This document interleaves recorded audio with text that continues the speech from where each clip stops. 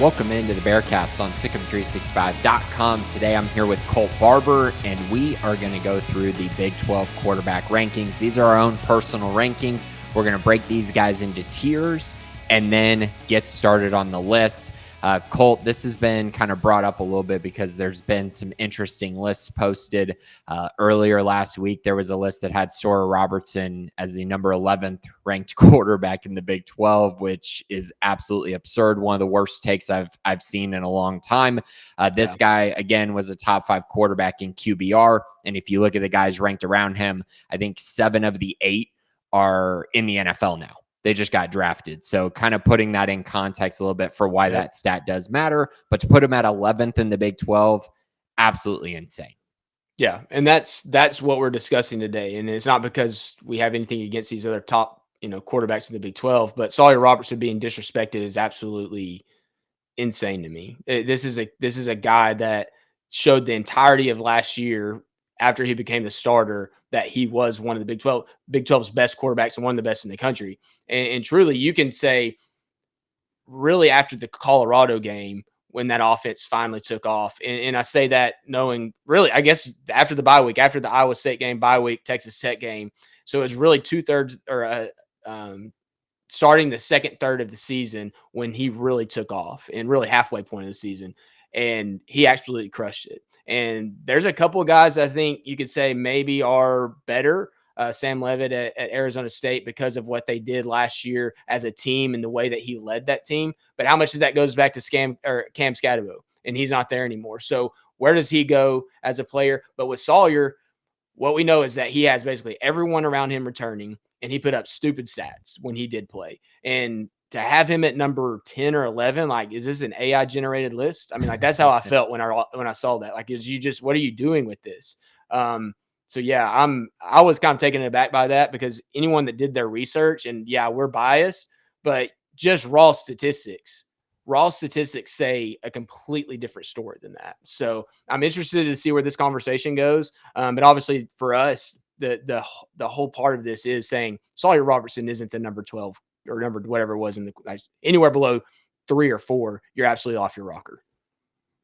I absolutely agree. And I think this is why it's such a important conversation, because some of the guys ranked ahead of him were I don't even have the list, to be honest. Like, yeah, I haven't even opened up the list to look at it. So go ahead. So when we get to them on the tiers list, I'll mention that they were ranked ahead of Sora Robertson, because it was one of the more ridiculous lists, like we've said, in a while. Sora Robertson, regardless of where you how you view him, he is in the first tier of quarterbacks in this conference. There's no doubt about that. Absolutely. He's somewhere in that tier. If you want to rank him, 3rd, 4th, 5th, you can. If you want to rank him first, I don't have a problem with that either. But again, you might say that I'm biased. That's fine. But Colt, here's our rankings. We have Sam Leavitt as the best quarterback in the Big 12 at this moment. He leads the list of guys so far in tier 1. It goes Arizona State quarterback Sam Leavitt, Baylor quarterback Sora Robertson.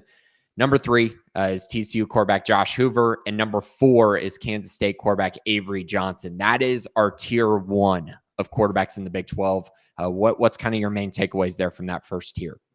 Yeah, I think we go to – I'm going to skip over Sawyer and Sam for a second and Josh, but I'm going to go all the way down to number 4 with Avery Johnson and ultimate potential. But I think we saw last year, this was a guy that got hyped super early. And not that he didn't live up to the expectations, but I think that you expected him to lead his team further than they did. I really like him as a player, but I think this is absolutely fair. His ability to be a dual threat quarterback, we see how fast he is all the time. He's going to elevate as he continues to play more and more. And I think he's a top 4 quarterback in the Big 12. But the guys ahead of him, I don't want to call Josh Hoover a system quarterback. I think to an extent he is. But then you look at Sam and Sawyer, you watch them play, and it's a much different feel than those 2 guys right below them. And that's why I like Sawyer at number 2. Like, more natural quarterback type play. Sam's obviously much younger. I mean, being a freshman last year. But those 2 guys, to me, have separated themselves in terms of being true quarterbacks. Josh is really good in his system. Avery's super athletic, but I would not put either one of those guys above Sam or Sawyer, just based on the way that they feel and play when you're watching the game. So I think when we look at these tiers, I think this group of 4 it wouldn't shock me if any of them by the end of the year put up the best season in the Big Yeah. 12. I think that's kind of what you take away from this. The upside of Avery Johnson, the if Josh Hoover's offense clicks, I mean, TCU can put up a ton of numbers. They did it last year with a bad defense, and he still helped propel them. I do agree that if you're kind of looking around, you go, okay, would you trade this quarterback for this quarterback? I think Arizona State and Baylor are the only two that would not trade their quarterback for any other quarterback in the Big 12.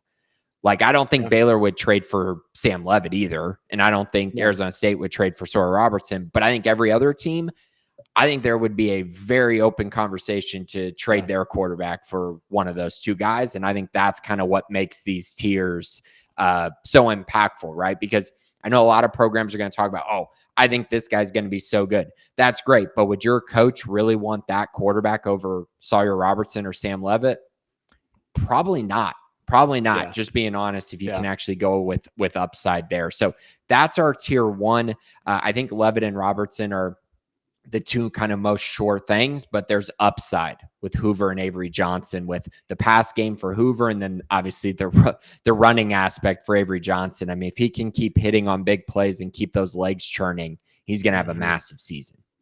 Yeah, and I really like those top four, and I think that anyone that's listening to this is not a Baylor fan, not an Arizona State, and really any of the top four, they're going to say, oh, absolutely, Rocco Beck should be in the top four of the league. And you can make those arguments, and I think for a lot of reasons, you absolutely can. I think if you watch them play and you just put them on side by side, who's making plays, who's leading their offense, and how valuable are you to your team, I think that you have to say that top four is accurate, because I think Iowa State can do a lot of things without Rocco Beck having to be the star. And not that Baylor can't be, or not that Arizona State, who had a guy like Cam Skattebo that absolutely carried their teams in moments. I just really like that top four. And then beyond that, and I mentioned it, the top two and then the top four, but I think that the next tier could probably float up in that top four around Avery Johnson, and obviously in Josh Hoover. But there's a lot of good quarterbacks. I mean, let's just be real. I mean, you throw in the fact that Jalen Daniels is returning for Kansas again. We're going to get to him. There's a lot of good quarterbacks in the Big 12 this year, and that could propel this league into postseason play and doing well in postseason, and obviously in preseason or non-conference play as well. Absolutely. So let's move to tier two. BYU quarterback Jake Retzlaff, Iowa State quarterback Rocco Becht, Cincinnati quarterback Brendan Sorsby, and Texas Tech quarterback Baron Morton rounds out tier two. Notable name I did not mention was Jalen Daniels. We're going to get to him here in a second. There's just some question marks there. Yeah, there is. I think they're pretty fair. But I want to highlight one guy on this list, because I think three of these guys, many people would classify as game managers. When you kind of look at Morton, Becht, and Retzlaff. But I think Brendan Sorsby might be the most underrated quarterback in the Big 12. Absolutely. And I think he is really good, and he has gotten zero help. Like, I mean, I know they've been able to run the ball a little bit with, Corey Kiner, and they've had some options there, but his receivers have been terrible, and they're not really doing much around them. The defense has been bad. So it's really Sorsby having to do a lot of things by himself and having to really just try to keep Cincinnati competitive. I really like him. I think if he was on a different team, I think his results and his team's results would be a lot better. Yeah. I remember watching him against Texas Tech when their top two running backs got hurt in that game, and Sorsby absolutely took over and torched Texas Tech. And that's kind of when you realize, okay, he's really good, but how good is his team around him? Yeah. He threw for 426 yards, 4 touchdowns, rushed for another 52 yards, and they still lost. And it was 44-41, and probably should have won it, could have won it there at the end and missed a field goal. But, yeah, I really like him. You watch him play, and you say, man, if he was somewhere else on a team that was structured a little bit differently, and now they did battle injuries, but he would probably be getting a lot more publicity. You mentioned Jalen Daniels. We'll get to him in a second. Jake Retzlaff, I'm like, huge arm, super athletic, can make plays. How good is he? I think he's really good for BYU. I think what they tried to do on the offensive side of the ball, I think he fits in really well. Rocco Becht, he had a lot of hype coming into this past year. I think that he lived up to it to a great extent. I think Iowa State's team expectations versus where they finished kind of hurt his overall resume. You want a guy like that. who's going to say, hey, I'm going to carry us to a Big 12 championship game, and then he doesn't do it. Playoff potential, doesn't do it. I think that hurt him a little bit, probably gets, loses a little bit of credit for that. Baron Morton, talk about game management. I like Baron Morton perfectly fine. Like, I think he's a good quarterback. I don't think he's a game breaker. I think maybe my opinion of him comes more on the fact of what he's done against Baylor, and he's just kind of been meh against Baylor. Really, I mean, even in the 2023 season, he did okay, but it wasn't anything special. Baylor was just terrible in that game. 2022, same type deal. Struggled a lot in that game, where Baylor, I guess, they put him on the bench and ended up bringing back in their two backup quarterbacks in that game in 2022. But I think he's the ultimate game manager for a system that's been pretty solid, and what they're able to do with Taj Brooks around him has made him better. So I like that next tier. I don't know if I would pick any of those guys to go up in the top tier right now, but I think they're all solid quarterbacks. I do too. I think Baron Morton, I just need to see him healthy. He hasn't been healthy. There's been all these rumors about his health. I need to see it. Like, how am I going to project this guy to be a top tier quarterback when he hasn't played like one ever during his career? That's kind of the hard part.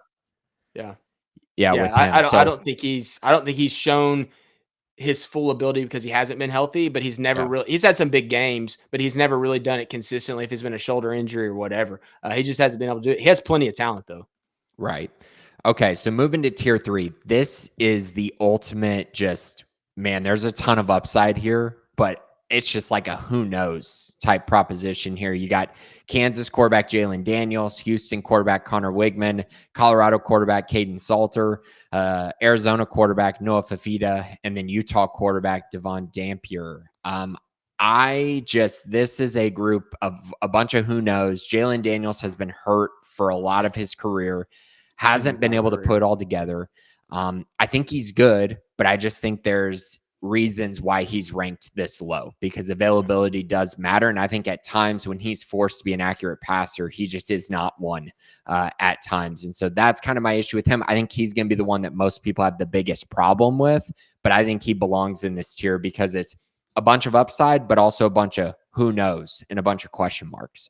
Yeah, I think his return kind of speaks to the depth at quarterback in the Big 12, because you're talking about a guy that could be elite if he can stay on the field, stay healthy. He was turnover prone even when he was on the field this past year. I think in a new scheme, Baylor fans saw that firsthand at the end of the season, where they just basically made him look bad. And that was a defense that wasn't that good, but they changed some things up. I'm anxious to see him in year 2 under Jeff Grimes, that scheme and what they have on that offensive side of the ball. But I think in general, him being where he is kind of speaks to where the Big 12 quarterback play potentially is this year, because he can be very good. It just really depends on consistency, and beyond him, I think there's a lot of question marks, but in general, this tier of third tier quarterbacks in the Big 12, if he's one of those guys, particularly at the bottom of the tier, that's a pretty good sign for the Big 12 in terms of quarterback play.